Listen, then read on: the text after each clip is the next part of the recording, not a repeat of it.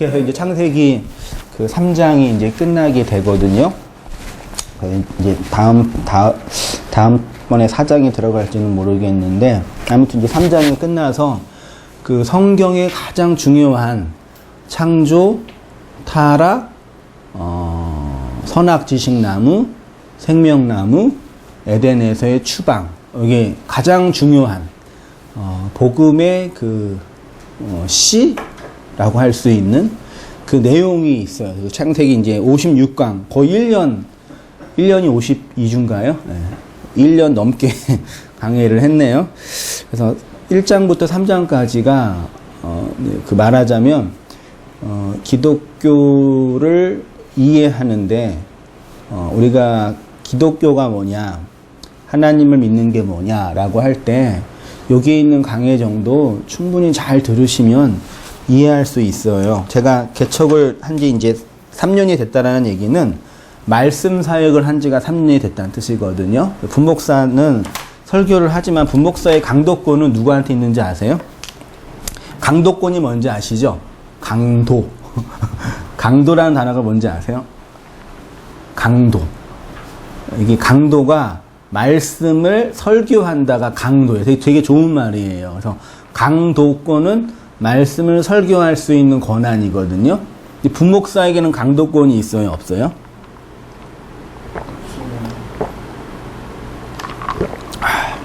진짜 맛있네. 분목사에는 강도권이 있어요? 없어요? 없어요. 설교는 할 수 있죠. 근데 설교는 할 수 있는 권한을 누가 줬어요? 하나님이 주셨어요? 담임 목사가 주셨어요? 물론 성도들은 하나님이 주신다 생각하는데 그건 바보 같은 생각이고, 담임 목사가 강도권을 주는 거예요. 그래서 담임 목사가 생각하는 그 신관과 그 기독교관과 다른 얘기를 하면 설교 끝나고 와가지고 조인트가 까는 거죠. 그러니까 그렇게 담임 목사에 의해서 교회의 그 건의에 의해서 말씀을 하기 때문에 말씀을 하고 나서도 항상 이렇게 잘하면 잘한다고 뭐라 그러고 못하면 못한다고 뭐라 그러고, 그래서 이 부목사로 설교하는 게 이게 아니라고 항상 했었거든요. 그래서 이제 그렇게 있다가 개척해서 3년 동안 했는데, 처음 제가 설교한 게 우리 카페에 들어가면 개척해서 맨 처음 설교한 게 뭔지 혹시 아세요? 집사님 보셨어요? 에베소서 강의를 제가 했어요. 어저께 잘 못 잤는데 모가지가 힘드네 이거. 에베소서 1장을 한 50강 했어요. 50강. 그 다음에 두 번째 한 게 뭘까요? 산상수훈. 지금 하고 있는 산상수훈은 다시 쓰는 산상수훈이에요. 이것도 한 70강 했어요. 그 다음에 이제 믿음의 본질. 믿음이란 뭐냐? 그것 한 12강 했나? 12강? 그 다음에 히브리어 속에 숨겨진 복음. 그것도 한 12강 했나? 네. 그 다음에 창세기 50강 했고, 계시록도 있어요. 계시록도 하다가 말았는데, 이거 한 몇 강 했나? 한 20강 했을까요? 이렇게, 이 정도 했어요. 그래서 총 강의가 제가 공식적으로 일주일에 2번 강의를 해요. 2번 설교를 하니까, 1년이면 100강을 하니까, 3년이면은 300강이네요. 총 300강을 한 거예요. 근데 300강을 양으로 하면은 어마어마하잖아요. 원고만 모아도 양 많잖아요. 그러니까 이제 뭐 이 말씀을 드리는 이유가 뭐냐면, 지금까지 했던 거 나중에 또 하겠지만요. 그 지난주에 우리 허집사님 설교 말씀 나누다가 그런 질문 하시잖아요. 그럼 구원이란 뭐고 어떻게 구원 얻냐? 기존 교회에서 일반적으로 사람들은 구원은 어떻게 얻어요? 예수를 믿을 때, 내가 예수를 믿을 때 구원 얻는다. 그거는 되게 좀 우리 경험적으로 안다가 오는 언어니까 그런 얘기를 제가 쭉 했어요. 그러니까 혹시 시간이 되거나 기회가 되거나 형편이 되면은 카페에 들어가셔서 원고도 있고 설교 영상도 있어요. 그래서 TV 연속극도 한 시간 하잖아요. 한 편씩 천천히 들으시면서 이 내용이 그 복음과 진리를 설명하고 있는 그 내용도 하나하나 이렇게 정리해 가시면 돼요. 300강이니까 요것만 충분히 잘 들어도 정말 신앙의 기초적인 원리는 깨달을 수 있어요. 그래서 아직 이게 구원이란 뭔지, 믿음이란 뭔지 충분히 마음속으로 안 다가오셨으면 듣는 것이 1차고요. 그 다음에 들으면 어떤 일이 일어나냐면요. 우리가 살고 있는 세상을 악이라 그러고 진리를 선이라고 하죠. 요걸 율법이라 그러고 여기를 진리라 그러는데, 그래서 우리는 이 세상에 살고 있기 때문에 무슨 구조로 살고 있어요? 나는 무슨 구조예요? 네, 그쵸. 나는 율법 안에 있기 때문에 율법의 구조로 되어 있어요. 근데 이걸 악이라 그러는 거예요. 이렇게 살면 죽고 심판받아요. 근데 진리가 떨어지면 어떻게 돼요? 이 악의 구조가 어떻게 돼요?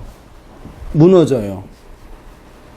이게 무너지고 새로운 진리의 구조가 만들어지는 거예요.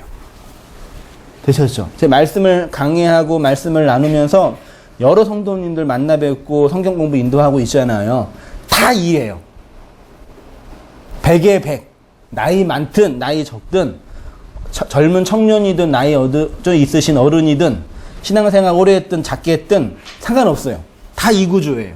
그 진리가 떨어지면 이게 공격을 받아요. 그쵸? 공격을 받는데 어느 때는 좀 무너지는 것처럼 보여. 근데 본질을 보면 그 구조는 여전히 율법의 구조가 있단 말이에요. 되셨죠? 그래서 말씀을 들으시면서 비와요? 빨리 빼야죠, 그러면. 저 고추장 어떻게 해요? 오늘 다 나가야 돼? 나가야죠.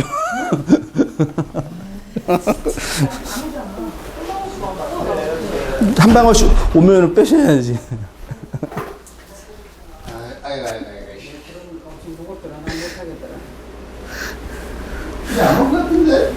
시원하게 온다고 했어. 정호 다 말을 동안 이제 싸움 한 부부 싸움을 한 10번을 하고 이렇게 해라 저렇게 해라 그렇게 해요? 왜 이렇게 안 하냐? 이혼을 하지 마. 어제 거기 한번 싸웠어. 고치 때문에. 그럼 고추를 왜 따다가 싸워요? 그래. 껌껌해지긴 하지. 그러니까 지금 형수비가 어디가 더 근데 하늘은 좀 비 올 것 같지 않나요? 해집사 고추 쓰고 있어. 흑하면 소나기는 갑자기 확 맞아. 비 맞아버리면 확 쏟아져. 근데 지금 저거 되게 중요하고 꾸덕꾸덕하네. 안 건드린다면 그러면 좀 그런 거 뭐? 그 지금 걷어놔. 확 쏟아지면 큰일 난다니까. 올 것 같지 않아요, 집사님? 좀 있어요. 좀 있어요. 오빠는 있어 지금? 그럼 오빠네 건도 어떻게 적어다? 다 걷어줘야지. 아유. 오빠네 거는 저쪽 거는 다 말라가는 것도 있던데. 그러니까 꾸덕꾸덕 말랐던 데 있고 있네. 마른 거는 된 거예요? 아니 이제 좀 말려. 금방 쏟아질 것 같긴 해. 그 비는 모르는 거야.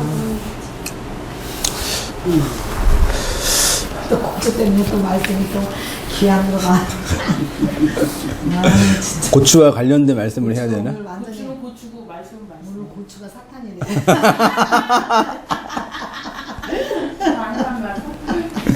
저 얼마나 말려야 돼요? 이제 시작인데. 20일. 이제 시작이라니. 저거 맨날 넣었다가 뺐다가 한 비 다음에 안 오면 밤에도 그냥 그대로 놔둬. 비 안 오, 밤에는요? 어제는 오빠가 혹시 비 올지 모른다고 걷었더니 안 왔잖아. 그래갖고 아침에 그냥 땀 삐질삐질 났어. 오늘 주일날 지금 말씀 좀 드리면서. 그렇게 하다가 20분 다 마른 다음에 이제 그거 이제 빤 다음에 그걸로 이제 김치 담으면 맛있어지는 거예요? 사먹는 게 싼 거라니까. 그 도대체 얼마? 우와. 근데 이제 태양초가 없잖아. 아 저게 태양초예요? 아 말려서 하는 게 그거예요, 권사님? 아시죠? 그거예요. 율법의 구조 그거 이제 부서지고 은혜의 구조가 새로 이렇게 만들어지는 거예요. 구조가 나같아요 요새. 그래 맞아요. 다 마찬가지인 권사님이 바닥에 깔려 있는 게 살았다 나같아. 죽었다 네. 살았다 예, 죽었다. 말씀 들으면 좀 무너지는 것처럼 보이는데 또 다시 일어나고 또 무너지는데 그죠? 그거 어떻게 해야 되나 그러면. 그 뭐 계속 들으면서 계속 그 뿌리를 뽑아야죠. 죽었다 살았다. 근데 그게 우리 청년 같은 경우는 20년, 30년 그런 구조 속에 있었잖아요. 네. 이 말씀을 들으니까 들을 때는 이게 이해가 되고 무너지는 것처럼 느껴지는데 듣고 나면 또 똑같아진대요. 20년, 30년 살았던 청년이 그러니까. 듣고 나면 또 그렇다. 권사님, 성도님은 오죽하게 했어요. 그 구조를 다 버려야 되는데 이게 내 몸과 살이니까 안 되고. 근데 또 안 버리면 안 되는데 또 버리기는 힘들고. 이게 한세희 목사가 전하는 이 진리가 틀렸으면 그냥 이게 저분 이상한 분이다 그러고 그러면 끝나잖아요. 그런 분도 계시잖아요. 그러니까 그렇게 하면 상관이 없는데 우리 오신 성도님들은 그게 안 되잖아요. 저건 진리 같아. 근데 내 안에 들어올 때는 날 힘들게 해. 요게 이제 딜레마거든요. 그러니까 말씀을 들으시면서 이게 그 진리라는 확신과 내용을 이렇게 확인하면서 이렇게 율법적 구조가 깨트려지는 그런 경험들을 꾸준히 나가요. 그럼 어느 순간이 되면 제 경험이나 성도님들 경험들을 보면 어느 순간이 되면 정리가 돼요. 아, 이게 그런 거고 이게 이런 거구나. 그래서 내가 정리가 되니까 그렇지 않은 사람들을 보면서 이렇게 얘기해 줄 수 있는 거예요. 정리가 되는 것이 오늘 아침에 저도 그런 생각을 네. 해요. 그 우리가 10계명 하면 꼭 지켜야 될 윤리, 그게 진짜 아닌 줄 알면서도 자꾸 그쪽으로 그게 또 가고 그랬었거든요. 근데 지금은 그 말라기 10장, 3장 10절에 그거 하나님을 도적질하는 진리를 우리가 지금까지 왜곡하고 도적질하고 그래왔었다. 그렇게 정립이 되더라고요. 그렇죠. 예. 그렇게 하나둘씩 정리가 되면은 이제 내 안에 정리가 되면 다른 사람들에게도 좀 자연스럽게 편안하게 정확하게 이거 저런 거는 생각을 못 해봤어 나는. 예. 저는 끊임없이 그러니까 말씀을 들으면서 다른 어떤 그동안 오해했던 것과 다른 차원으로 이해가 되니까 이제 좀 정리가 돼요. 근데 지금 성도님들이 말하자면 그런 속에 있었기 때문에 자녀분들이나 다른 이웃분들에게 그걸 충분히 편안하게 얘기를 잘 못하시는 게 내 안에서 우리 안에서 이게 비진리다 이게 가짜다 그런 건 아니신데 아주 충분히 정리가 안 되신 거예요. 왜 우리 보고 이단이라는 사람은 왜 그러는 거야? 다른다고 생각하니까요. 다른다고 생각하. 그렇게 해야지만 내가 옳은 사람이 되니까요. 그러기 때문에 그런 거니까요. 정리를 듣고 잘 정리를 해서 내 안에서 성도님 개인 안에서 이렇게 내용으로 잘 이렇게 갖고 있어야 돼요. 그래서 제가 쭉 말씀드린 게 그런 얘기를 쭉 들으시면서 이렇게 다 체계를 잡으셔야 돼. 그래서 이제 그렇지 않은 사람들을 보면서 이건 이거고 저건 저거다라고 다 정리해 주셔야 되는 거고 그런 과정이 있는 거예요. 그래서 이런 구조니까요.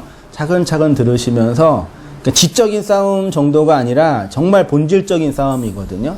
내 인생과 존재의 문제요. 이렇게 한번 생각하시면서 들으시면 좋겠고요. 진도 나가기 전부터 오늘은 이제 제목이 그들은 왜 에덴 동산에서 쫓겨나야만 했을까? 아담과 하와가 왜 에덴 동산에서 쫓겨났죠? 본문을 보시면 23절에 여호와 하나님이 에덴 동산에서 그를 내보내요. 그를 내보내었죠. 그들을 내보내신 이유, 그 사람들을 쫓아내신 이유는 뭐예요? 겉으로 드러나기에 선악을 알게 하는 나무, 다시 선악 지식나무, 선악과를 먹었기 때문에 에덴 동산에서 쫓겨났고요. 또 하나는 말하자면 그거예요. 하나님께서 금한 그 일을 아담과 하와가 했기 때문에 쫓겨난 거다. 이렇게 이해하고 계셔요. 이제 그게 어떤 내용인지 한번 볼게요. 하나님은 아담과 하와가 생명나무 실과를 먹는 것 자체를 걱정하시는 것이 아닙니다. 요한계시록에서 본 것처럼 하나님의 백성은 하나님이 건네주신 무슨 나무요? 생명나무 열매를 먹는 거예요. 하나님이 걱정하시는 것은 생명나무 열매를 먹고 사람이 영생하여 하나님과 동등한 자리에 올라가는 것을 두려워하는 것이 아닙니다. 하나님은 사람이 자신의 손을 들어, 누구의 손이요? 인간 자신의 손을 들어 생명나무 열매를 먹는 것. 그걸 지금 문제 삼으시는 거예요. 22절에 그가 그의 손을 들어에서 제가 두껍게 줄쳤죠. 손을 들어가 히브리어로 샬라흐라는 단어예요.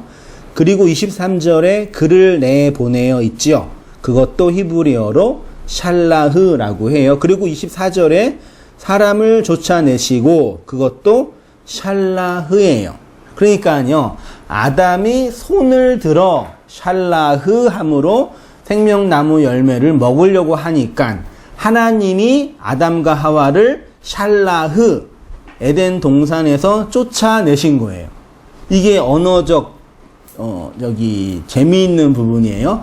아담과 하와가 자신의 손을 뻗어서 생명나무 열매를 먹으려고 하니까 하나님이 아담과 하와를 뻗어서 샬라흐해서 에덴 동산에서 이렇게 쫓아내신 거죠. 그러면 왜 쫓아내셨을까? 질문이에요. 생각해 보세요. 만들어 놓고 에덴 동산을 만들어 놓고 선악과와 생명나무를 만들어 놓고 다 만들어 놓고 왜 쫓아내셔요? 집을 다 만들어 놓고 예쁘게 다 만들어 놓고 살라고 해야지 왜 쫓아내셔요? 생각해 볼게요. 창세기 8장 1절 있죠? 이 노아의 방주인데 좀 길지만 같이 한번 읽어 보시겠습니다. 시작. 하나님이 노아와 그와 함께할 방주에 있는 모든 들짐승과 가축을 기억하사 하나님이 바람을 땅에 불게 하심에 물이 줄어들고 깊음의 샘과 하늘의 창을 닫히고 하늘에서 비가 그침에 물이 땅에서 물러가고 점점 물러가서 150일 후에 줄어들고 일곱째 달 곧 그 달 11의 날에 방주가 아라랏산에 머물렀으며 40일을 지나서 노아가 그 방주에 낸 창문을 열고 까마귀를 내놓음에 까마귀가 물이 땅에서 마르기까지 날아 왕래하였더라. 그가 또 비둘기를 내놓아 지면에서 물이 줄어드는지를 알고자 하매 온 지면에 물이 있으므로 비둘기가 발 붙일 곳을 찾지 못하고 방주로 돌아와 그에게로 오는지라. 그가 손을 내밀어 방주 안 자기에게로 받아들이고 또 7일을 기다려 다시 비둘기를 방주에서 내놓음에 저녁이 때 비둘기가 그에게로 돌아왔는데 그 입에 감람나무 새 잎사귀가 있는지라. 이에 노아가 땅에 물이 줄어든 줄을 알았으며 또 7일을 기다리며 비둘기를 내놓음에 다시는 그에게로 돌아오지 아니하였더라. 노아의 방주 이야기인데요. 그 8장 1절을 보시면 하나님이 노아와 그와 함께 방주에 있는 모든 들짐승과 가축을 기억하사 하나님이 바람을 땅 위에 불게 하심에 줄어들었고 8장 1절을 한번 그림으로 생각해 보세요. 지금 온 세상, 온 지구가 어떻게 됐어요? 이게 지구죠. 온 지구에가 노아의 방주 홍수 때 땅에서 물이 흘러나오고 하늘에서 물이 흘러나와서 온 지구가 뭐가 된 거예요? 물바다가 됐죠. 됐죠. 창세기 1장 2절 제가 각주를 달았는데 땅이 혼돈하고 공허하며 흑암이 깊음 위에 있고 하나님의 영은 어디 위에 운행해요? 수면 위에. 창세기 1장 2절의 지구의 상태가 어떤 상태였어요? 땅이 있고 땅 위에 뭐가 있어요? 하나님의 영이 어디에 운행해요? 수면. 똑같죠? 그림으로 보면요. 거기에 노아의 방주가 떠 있는 거예요. 그림을 보면은 그러니까 제 생각이에요. 제 생각이고 이게 꼭 진리다, 이게 꼭 생명이다 그런 건 아닌데 묵상을 하다 보니까 생명이 되기 위해서는 난자와 정자, 이게 자칼과 네케바라고 하거든요. 이씨, 이샤라고 하고 생명을 담은 자, 생명의 씨가 있는 게 합해져야지만 생명이 되잖아요. 맞죠? 지구라는 하나님이 이 세상과 그 안에 하나님의 언약의 씨가 있는 거. 됐죠? 이게 만나야지만 뭐가 돼요? 생명이 돼요. 그러니까 이게 우리의 상태라고 그러면 돼요. 이게 꼭 진리다. 그건 아니. 제가 묵상한 거니까 틀릴 수 있어요. 그렇지만 성경을 해석한 중요한 틀은 돼요. 이런 틀이에요. 이런 구조가 창세기 6장부터 시작된 그 노아의 방주 이야기예요. 거기에서 이제 노아가 뭘 했냐면, 읽어볼게요. 온 세상이 하나님의 심판의 물로 가득할 때, 방주 안에 있는 노아가 하나님의 언약 안에 있는 씨가 세상에 하나님의 생명의 언약을 감람나무를 새를 방주에서 내보냄으로 확인하였습니다. 이 말씀은 하나님의 언약을 받은 노아가 감람나무라는 하나님의 언약을 확인하기 위해서 율법을 상징하는 새를 내보낸 것이고요.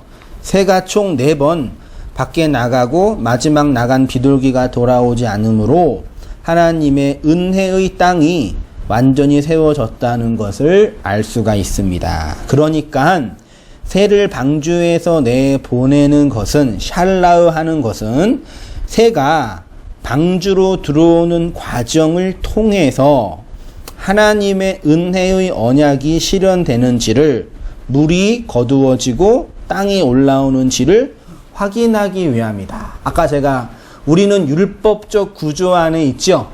물로, 홍수로 가득 차 있어요. 거기에서 하나님의 은혜의 언약이 땅으로 솟아 올라오는 것처럼 우리가 그런 구조가 된다라는 얘기예요. 그 이야기가 하나님께서 새를 보내는 과정을 통해서 확인할 수가 있다라는 얘기입니다. 그러면 이 페이지로 가서요. 결론은 이 얘기예요.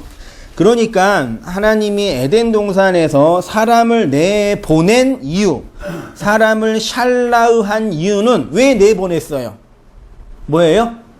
밖에 나가서 뭐하게 하려고? 다시 들어오는 과정을 통해서 하나님의 구원을 설명하시려고 하나님께서 에덴 동산을 만드신 다음에 밖으로 내보낸 거예요.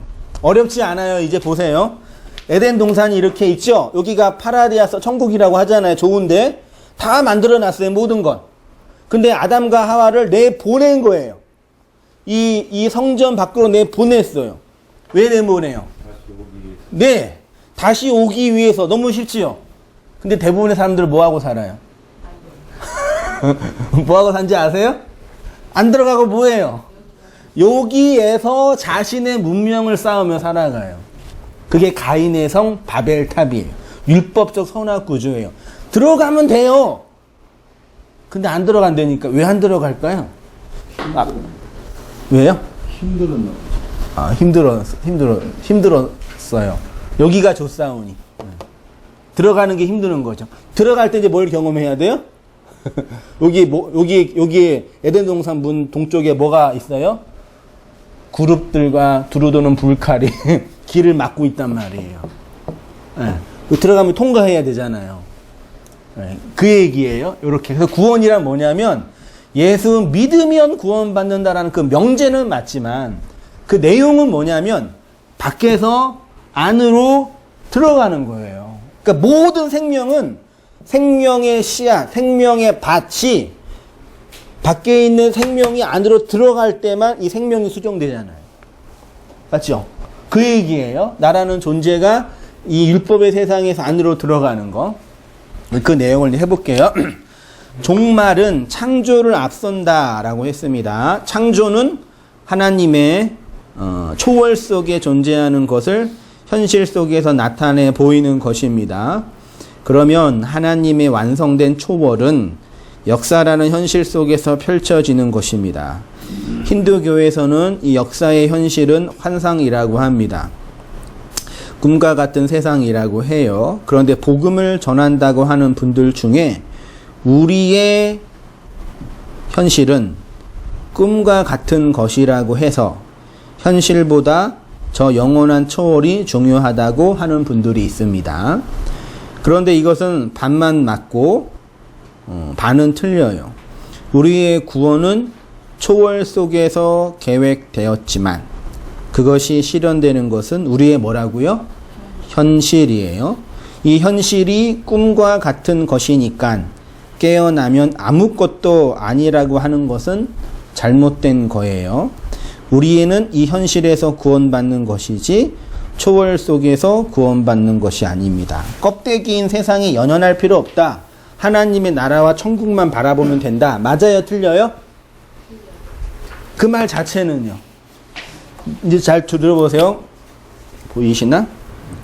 생각해 보세요. 제가 지난주에 구원 얘기할 때 우리의 구원을 이해하려면 사상적으로 아래의 세상을 뭐라 그랬어요? 우리의 세상을 현실이라고 했고, 우리 성도님들이 살고 있는 삶의 현실, 먹고 돈 벌고 고생하고 이런 모든 현실, 그 다음에 위에 있는 세상을 뭐라 그랬어요? 이거를 초월이라고 했어요. 그렇죠? 이 현실을 역사라고도 하고 여기를 악이라고도 해요.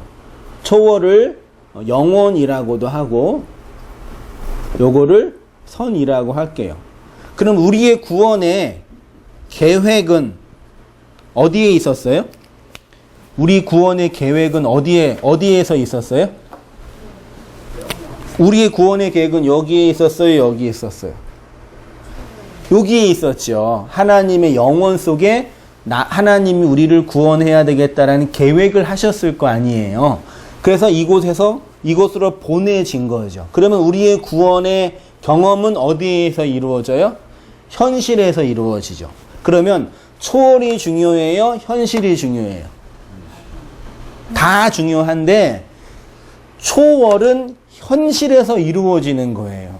근데 어떤 분들은 종교는 이 현실은 가짜, 껍데기, 그래서 별로 중요한 게 아니고 우리의 구원과 천국과 초월만 중요하다, 이렇게 말하는 분들이 있지요. 그거는 진짜 왜곡된 거예요. 지극히 우리의 구원은 이 현실 속에서 이루어지는 거라니까요. 근데 이제 문제는 뭐냐면 여기서 문제가 현실이 중요해요. 그렇죠? 근데 현실을 살기 위해서 초월을 끌어당기는 거예요. 이걸 뭐라 그래요? 제가 현실주의적 기독교라고 하는데, 대표적인 게 성도님들의 경험했던 뭐예요? 현실주의적 기독교의 대표적인 게 그걸 기복주의라고 해요. 조용기 목사 중심으로 일어난 기복주의 운동이 이게 뭐냐면요, 우리의 현실의 문제를 뭘로 도움받아요? 우리의 현실의 문제가 뭐예요? 돈, 건강, 자녀, 또 없어요? 별로 없죠, 현실의 문제. 관계, 이런 거잖아요? 이런 문제를 뭘로 도움받아요? 초월로 도움받아요. 그러니까 하나님, 내 인생의 문제를 하나님이 초월이니까 문제를 해결해 주세요라고 하나님께 기도해서 요걸 받는 거예요. 그래서 나쁜 거라니까요. 그러니까 하나님께 기도하고 돈의 문제, 현실의 문제를 간구하는 것 자체가 나쁜 게 아니라 뭐가 문제냐면 하나님을 나의 현실을 위해서 끌어당길 수 있다고 생각하는 그 발상이 나쁜 거란 말이에요. 이게 기복주의 교회의 큰 이교적인 현상이라니까요. 하나님은 나를 위해 존재하는 거예요. 하나님 나니까. 하나님이 나를 위해 존재해요. 이해되시죠? 근데 원래 복음은 내가 하나님께로 가는 거라니까요. 내가 하나님께로요. 하나님이 나를 위해 존재하는 거야. 나의 역사의 현실이 길어야 100년인데 하나님은 100년도 안 되는 무한한 존재고, 그 하나님이 나를 위해 존재하는 게 아니라 내가 하나님을 향해 가는 거예요. 무슨 차이인지 아시겠죠? 별로 어렵지도 않는데 하도 왜곡된 게 많이 있어가지고, 하도 불량식품이 많이 있어가지고 이걸 이상하다고 그러는 거예요. 이 인간들이 이상한 거라니까요. 하나님을 나를 위해 끌어당기는 거, 그게 문제예요. 그래서 그럼 복음은 뭐냐? 초월이 있고 현실이 있어요. 초월과 현실의 교집합이 뭐라 그랬어요?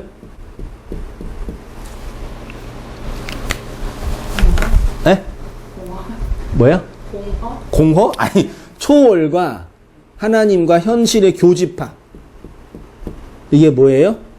요걸 계시라고 해요. 요거를 말씀이라고 하고, 계시로 오신 분이 누구예요? 예수요. 그 예수님이 하나님과 인간 사이에 계셨잖아요. 그래서 예수가 어떻게 됐어요? 하나님과 인간 사이에서 죽었잖아요. 그래서 어떻게 돼요? 하늘과 땅이 어떻게 됐어요? 연결이 됐잖아요. 그래서 팔자로 살아가는 거예요. 농담이에요. 하나님의 초월과 우리의 현실을 연결하는 거. 이 예수 계시 안에서. 그래서 예수를 아는 것이 영생이라고 하는 거예요. 근데 우리는 요거를 분리해 놓고 내 인생이 가장 중요해요. 하나님은 내 인생에 도움을 주고 내가 기도하고 뭐 하나 드리면 건강 책임져 주고 돈 주는 그런 하나님으로 만들어 놓은 거예요.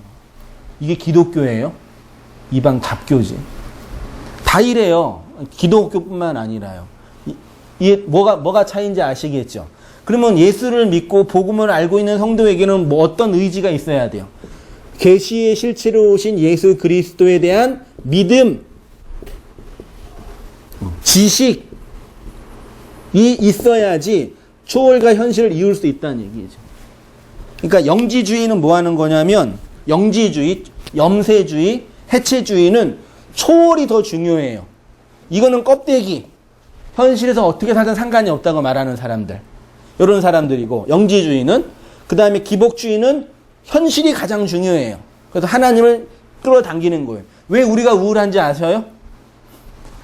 하나님을 끌어당길 수 있다고 배웠는데 한세희 목사가 와가지고 이상하게 막 그래. 하나님을 끌어당길 수 없어요 그러는 거예요. 그래요, 제가 그래요. 그러면 난 어떻게 살라는 얘기예요? 근데 그거 단계가 있어요. 저도 지난주에 제가 뭐라고 했죠? 약간 우울, 섭섭하다. 아니, 섭섭하죠. 예. 저가 끄고 땡기는 힘이 저한테 없는 것 같은 거예요. 지금 말씀 잘하셨어요. 예. 제가 지금 그래요. 이게 끌어당기면 안 된다는 거 그러면 아는데. 여태까지 그러고 살았는데 어떻게 하라는 얘기야 이거잖아요. 끈을 놓쳐버리니까 예. 힘든 거지. 목사님이 우리가 하나님한테 가야 하는데 자꾸 우리는 하나님 오기를 바래잖아. 예수님 오기를 바래고. 그래서 저는 끄고 땡기는 힘이 나한테 다 맨날 있는 줄 주시옵소서 알았는데. 주시옵소서 하는 거야. 그러니까 줄을 끌어당겨야 되는데 줄을 놓으라 그러니까 떨어져 죽을 것 같잖아요. 예. 근데 외롭고 쓸쓸하고 그래. 줄을 놓으시면 이제 창공을 날아가시는. 우울하고 그래요. 근데 그게 이 하나님의 초월을 끌어당기지 못하기 때문도 있지만 현실이 또 원하는 대로 안 되기 때문도 있지 않나요? 현실이 어떻게? 원하는 대로 안 되기 때문에. 그래서 그건 잘 모르겠는데 하여튼 요새 좀 그렇더라고요. 그러니까요. 우리가 이게 심리적으로 볼 때 기분이 좋고 유쾌할 때가 언제냐면 현실에서 내가 원하는 것이 하나하나 될 때 기분이 좋고 유쾌하잖아요. 맞죠? 근데 그 전에는 그거를 초월로 끌어당길 수 있다고 생각했기 때문에 위로가 됐단 말이에요.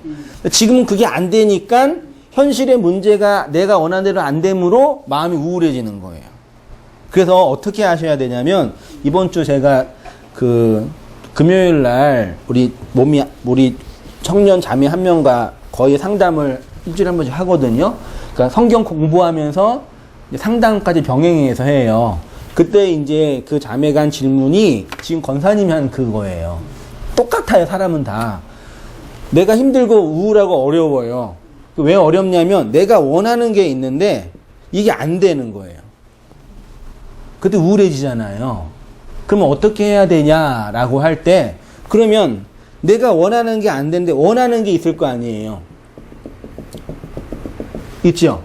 원하는 게 있는데 원하는 게 되면 안 우울해져요? 예를 들어서 한세희 목사가 우울해요. 왜 우울하냐면 한세희 목사가 원하는 교회 구조는 10,000명이에요. 저는 1만 명을 목표로 하고 사역하고 있단 말이에요. 비와요? 네.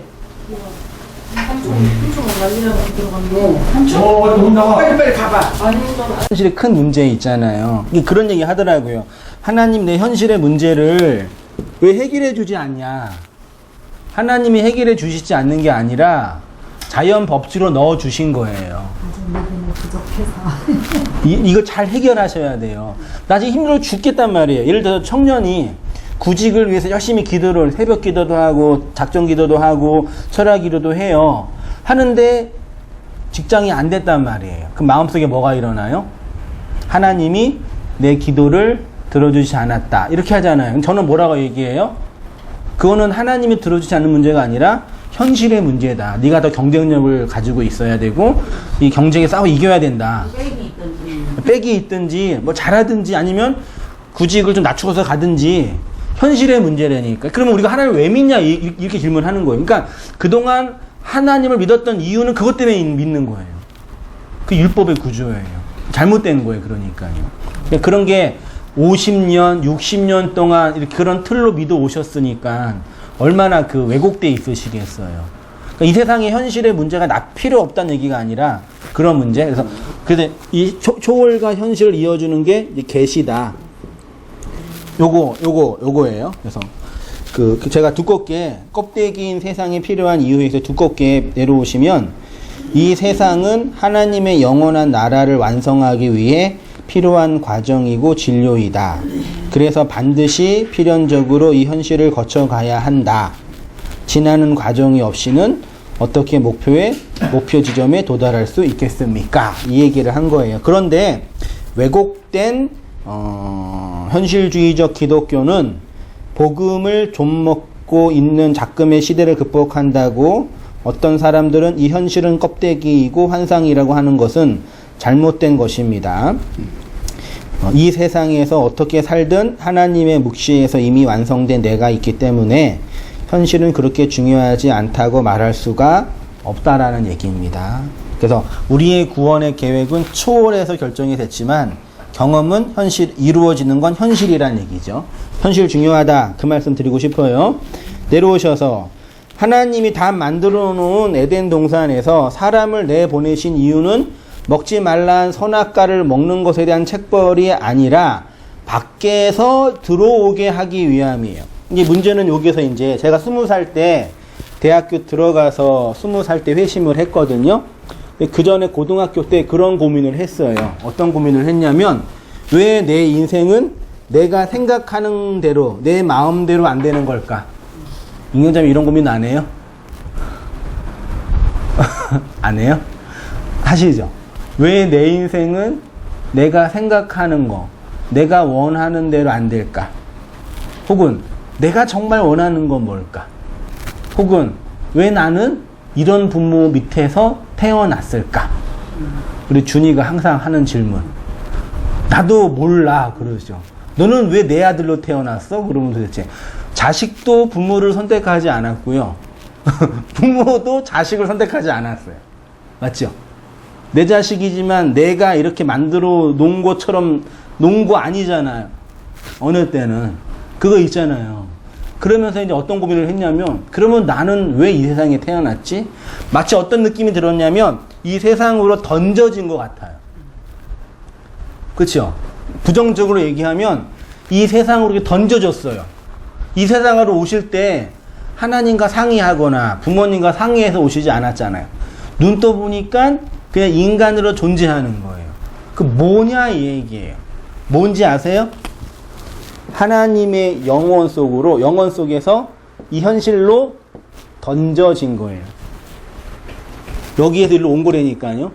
그게 에덴 동산에서 내보내어진 거예요.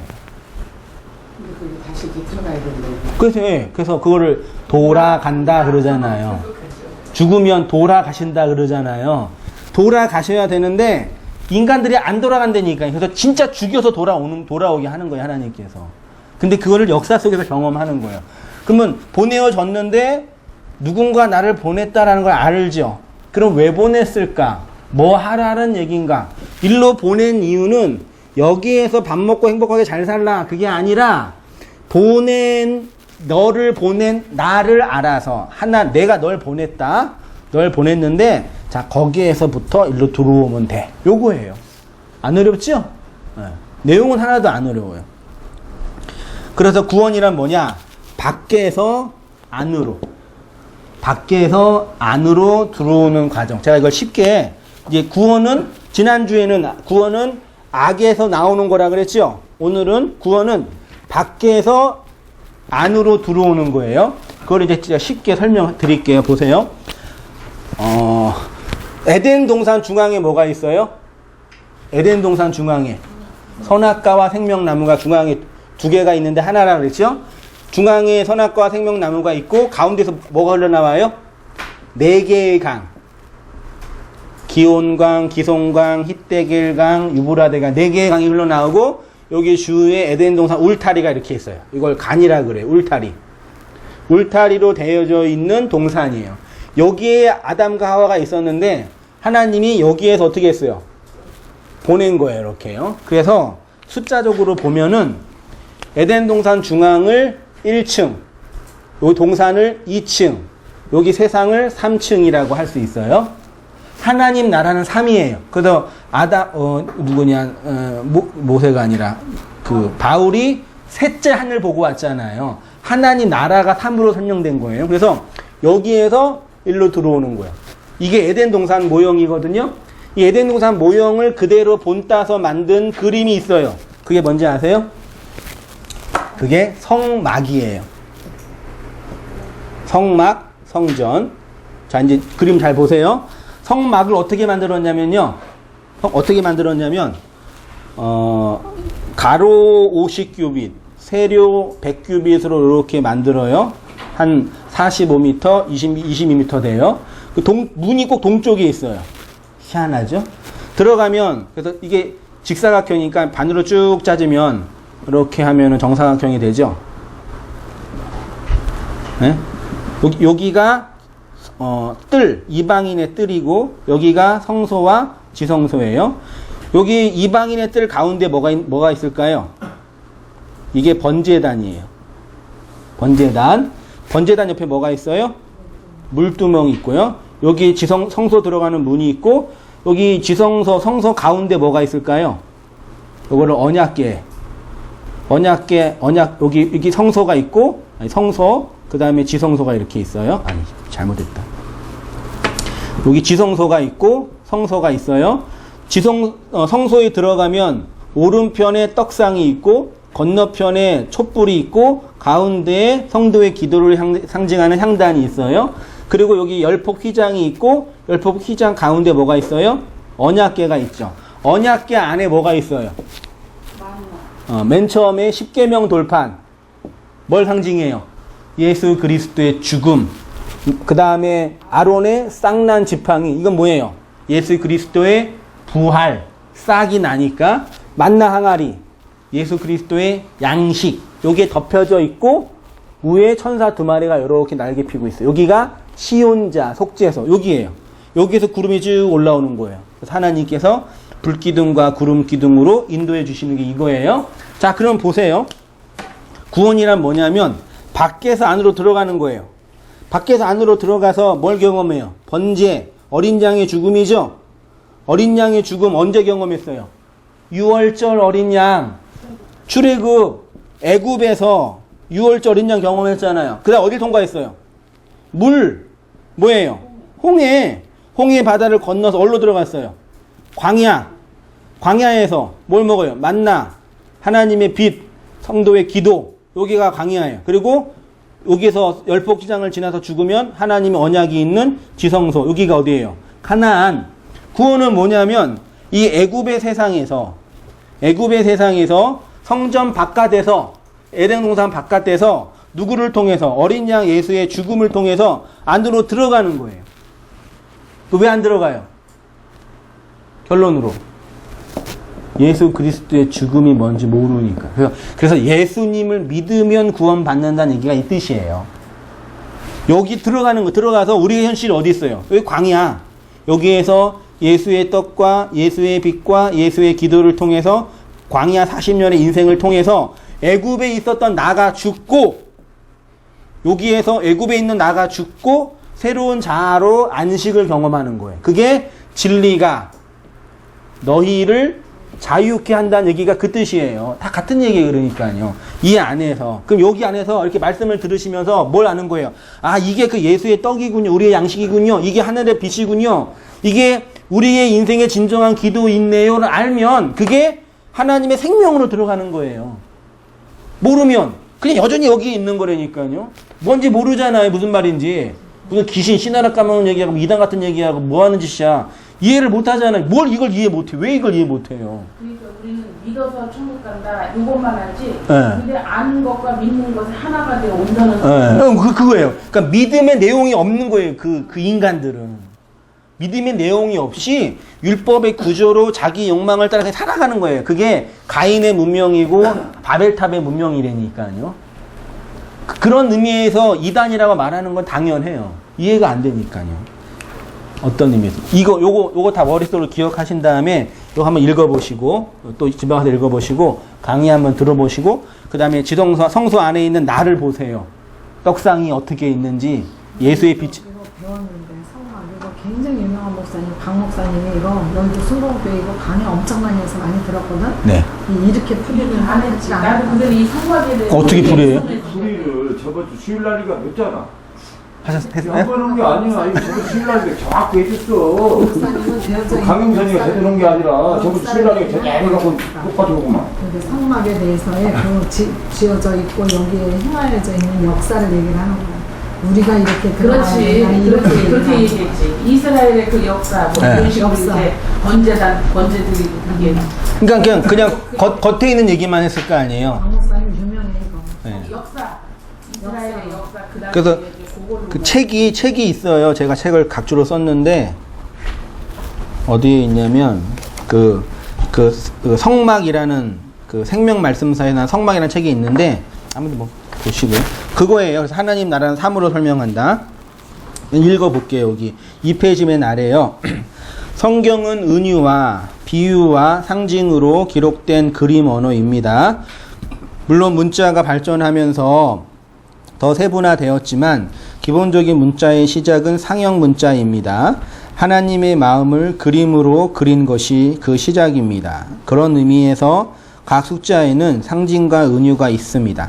모든 것을 다 완벽하게 의미를 규정할 수는 없지만 그 중에서 선명하게 알 수 있는 숫자가 3은 하나님의 나라, 하나님을 은유한다 했습니다. 하나님의 나라는 3단계 혹은 3층으로 설명됩니다. 성경에서 하나님 나라를 설명하는 모형이 성막인데 이 성막의 내용을 담고 있는 것이 에덴 동산이고 노아의 방주입니다. 노아의 방주도 몇 층으로 되어 있어요? 3층이에요. 축구장 3개 크기인데 1층, 2층, 3층 위에 뭐가 있어요? 문, 창문. 여기 한 따랑 위에 따랑 달라 있어요. 여기서 새를 보낸 거예요. 예수님도 30쯤 돼서 사역을 시작했고요. 3년쯤 사역을 마치셨습니다. 하나님의 나라는 삶으로 설명합니다. 한 페이지로 가서요. 에덴 동산, 노아의 방주, 성막은 모두 3층 구조로 되어 있습니다. 에덴 동산은 동산 중앙에 선악지식나무와 생명나무가 있고 4개의 강이 동산 중앙에 흘러나왔고 동산 중앙 1층 울타리가 쳐진 동산과 2층, 동산 밖 3층에 있었어요. 아담과 하와는 동산 밖에서 그의 근원된 땅을 경작했습니다. 이러한 에덴 동산의 모형을 더 명확하게 보여주는 것이 성막인데 성막은 그 상징적 의미와 구조로 복음의 진리가 담겨져 있어요. 가로 100규빗, 세로 50규빗, 높이 5m의 기둥을 사면에 60개를 받고 동쪽의 성전 마당에 들어가는 문을 만들고 성전 마당에 그 에덴 동산은 어디로 쫓겨났어요? 동쪽으로 쫓아내신 거예요. 성전 마당에 들어가면 번제단과 물두멍이 있고 그리고 지성소의 문이 들어가면 오른편에 떡상이 왼편에 7등대가 있고 앞에 금양단이 있습니다. 그리고 열폭 휘장이 지성소를 막고 있고 휘장 건너편에는 지성소가 있고 지성소 안에 법궤가 있는데 법궤 안에는 십계명 돌판, 아론의 쌍난 지팡이, 만나 항아리가 있고요. 그 위에 천사 2마리가 날개를 펴고 있는데 그것을 하나님의 은혜가 부어지는 속죄소 시온자라고 합니다. 내려오셔서요. 성도의 구원의 여정, 성전 밖에서 성정 안으로. 이는 우리의 구원의 여정과 과정을 설명하는 것으로 번제단은 유월절 어린 양의 죽음을 의미하고요. 유월절을 통해 애굽에서 나오고요. 애굽과 하나님의 백성을 구분하는 기준이 됩니다. 어린 양, 그러니까 저기 죄송한데요. 죄송한 게 아니지. 그 하나님의 나라를 제가 3단계로 설명했잖아요. 광야, 애굽, 광야, 가나안이잖아요. 여기가 성전 마당이에요. 그 너희가 마당만 밟는다 그랬죠. 성전 마당이에요. 네, 뜰만 밟는다 그랬죠. 여기에 어린 양의 죽음을 통해서 건너는 거예요. 그러니까 이스라엘 성전에서 제사만 열심히 드렸는데 제사가 예수의 그 희생 제사를 의미하는지를 하나도 모르는 거예요. 그냥 열심히 돈만 바친 거예요. 어린 양 바치면서 나 잘하고 있지요. 나 열심히 치성 드리고 있지요. 내 기도 들어주실 수 있지요. 내 사업 문제 해결할 수 있지요. 내 자녀 문제 해결할 수 계속 희생 제사 드리면서 그것만 밟고 있는 거라니까. 선지자가 나와가지고 그거 하지 마. 하나님 안 받으셔. 그거 필요 없어. 그러니까 선지자 죽여버리는 거예요. 네가 뭔데 내 희생 제사를 무시하냐고. 이게 얼마짜리인지 알아? 그리고 선지자 다 죽인 거예요. 생각해 보세요. 열심히 제사 드리고 있는데 몇백만 원짜리 제사 드리는데 예레미야나 이사야가 나타나가지고 그거 다 쓰레기거든. 돌지요. 정치 권력 갖고 있었던 사람들이 다 죽인 거예요. 그 선지자들을. 그리고 알랑방구나 끼는 그 입의 혀처럼 혀의 입처럼 입의 혀처럼 그 좋아하는 얘기 힘내세요. 하나님이 위로해 주세요. 좀만 더 기도하시면 자녀 좋은 데 가요. 그런 얘기만 들으면서 맞아. 그러면서 그런 거짓 선지자들만 쫓아다니면서 당신이 우리의 인생에 행복을 주는 위대한 주의 종이에요. 그러고 있었다니까요. 500년 전, 100년 전에요. 똑같잖아요, 지금이랑요.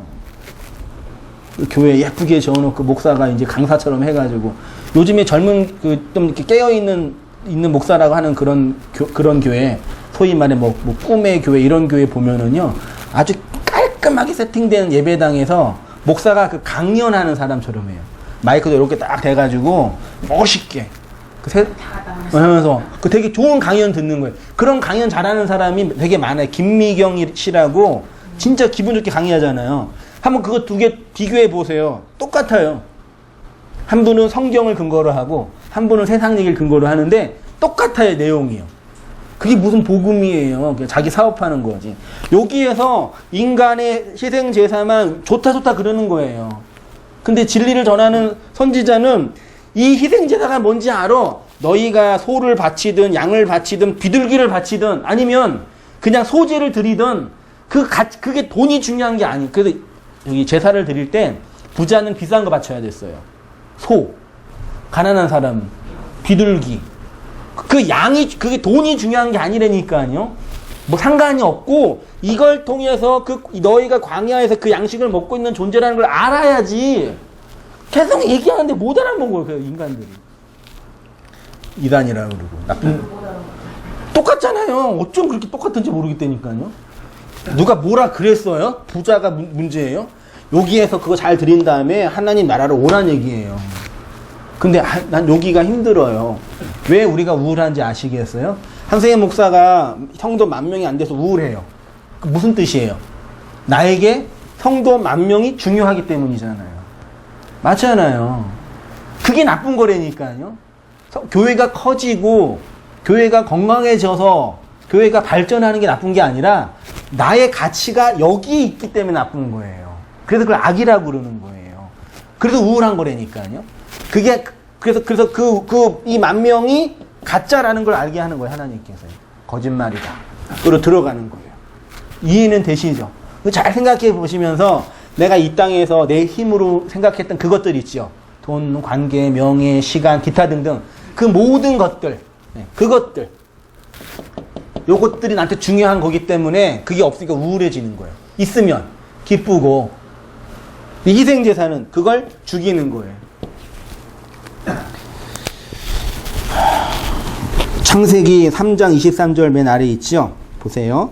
여호와 하나님이 에덴 동산에서 그를 내보내어 그의 근원이 된 땅을 갈게 하시니라. 땅을 갈다가 동사 아바드라는 동사인데 섬기다, 봉사하다, 예배하다. 동산박, 성전 뜰에서 섬기고 봉사하는 것입니다. 이 말은 희생제사 열심히 잘 드려서 자신의 의로움을 증명하는 것이 아니라 희생제사의 의미와 내용을 바르게 깨닫는 것이 하나님을 아바드하는 것이다. 여기에서 희생제사를 열심히 잘 드려서 이것의 의미를 바르게 알면은 그게 하나님을 섬기는 거다.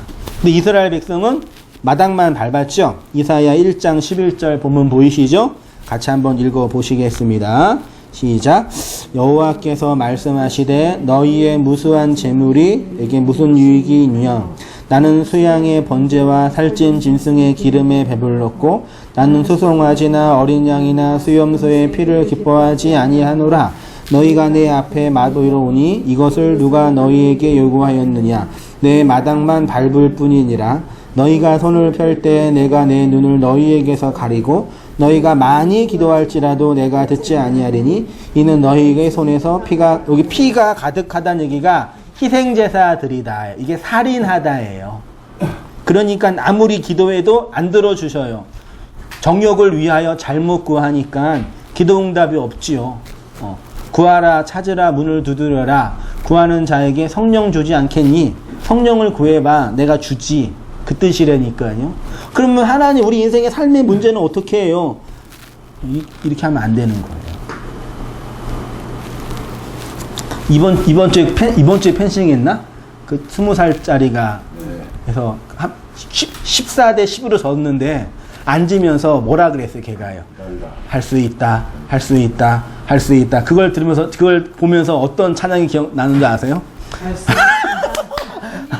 아니, 할 수 하면 된다. 그 찬양 내가 엄청 불렀거든요. 부교교자 때. 똑같아요. 그건 기도가 아니라 뭐예요? 주문이에요, 주문. 그래서 아침에 일어나셔서 우울할 때 거울 보시면서 어떻게 하셔야 돼요? 아, 예쁘다. 그렇게 하셔야 돼요. 너는 참 잘생겼어. 너는 참 성공할 수 있어. 거울 보면서 하세요, 항상. 네? 하시라니까요. 오늘 사업 잘 될 거야. 좋은 사람 만날 거야. 이렇게 스스로를 위로하세요. 그렇게 우리 힘드니까. 그건 그냥 그 심리학에서 이미 나온 내용이에요. 피그말리온 효과라고. 권사님 소화 잘 되세요, 오늘은요? 되세요? 근데 몸이 소화가 안 돼서 힘들어 하셔. 제가 정말 어디서 비싼 약을 구했어요. 진짜 비싸고 유용한 약인데, 진짜 비싼 건 내가 권사님에서 드린 거라고. 요거 배갈 하루에 하나씩 꼭 드시라고. 진짜 좋은 약이라고. 그래서 드렸어. 권사님 그걸 믿고, 한승희 목사가 나를 위해서 준 약이니까 내가 정말 잘 먹어야 돼. 잘 드셨어요. 나아져요, 안 나아져요? 60%가 나아진대요. 이게 그 몸을 진짜 건강하게 하는 그 생명의 물이거든요. 네? 그걸 그 믿음으로 계속 마시면 몸이 건강해진다니까요. 무섭지 않아요? 네, 저기 계피 한으로 된 거 양선생님 병만 바꿔서 갖다 주면서 아주 이거 좋은 약이라고 좋으니까. 그러면 진짜 좋은 약인지 알고 먹으면요, 내가 약 먹었으니까 나아질 수 있다 생각한다니까요. 그거는 그냥 일반 학문에서 결정된 거예요. 신앙은 그거 아니에요. 아시겠죠? 얘네들이 그러고 있었다니까요.